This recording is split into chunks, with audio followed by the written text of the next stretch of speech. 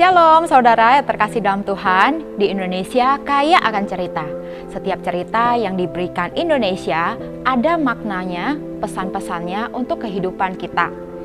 Di dalam Alkitab juga banyak sekali cerita-cerita yang Tuhan Yesus pakai untuk menjelaskan apa yang Dia inginkan untuk kita lakukan di dalam kehidupan kita. Salah satunya adalah perumpamaan 5 gadis bijaksana dan 5 gadis bodoh. Kita mengetahui bahwa gadis-gadis ini sedang menunggu mempelai pria datang menjemput mereka. Tetapi karena kelamaan menunggu, mereka sampai ngantuk dan akhirnya tertidur. Saat tertidur, terdengarlah suara yang berteriak, "Mempelai datang, mempelai datang." Mereka terbangun dan mendapati pelita mereka sudah hampir padam. Bedanya, gadis-gadis bijaksana membawa minyak di dalam buli-buli, sedangkan gadis-gadis bodoh tidak membawa buli-buli.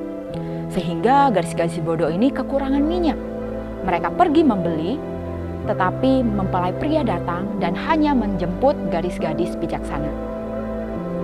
Saudara, ngeri sekali.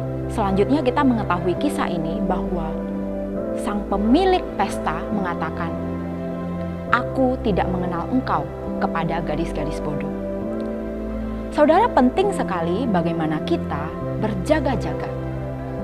Tuhan Yesus memberikan pesan kepada para muridnya untuk berjaga-jaga dalam kehidupan mereka.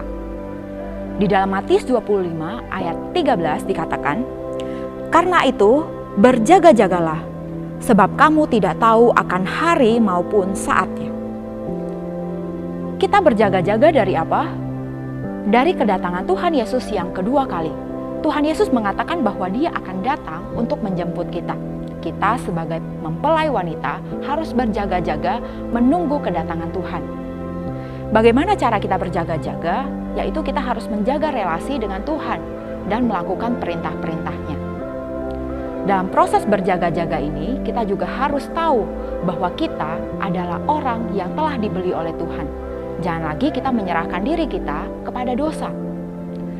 Saudara yang terkasih, kita harus berusaha semaksimal mungkin menjaga relasi kita dengan Tuhan. Bukan hanya cukup jadi orang Kristen, tetapi kita harus mengembangkannya melalui berelasi dengan Tuhan setiap hari. Mari kita bertekun di dalam berjaga-jaga. Mari kita berdoa.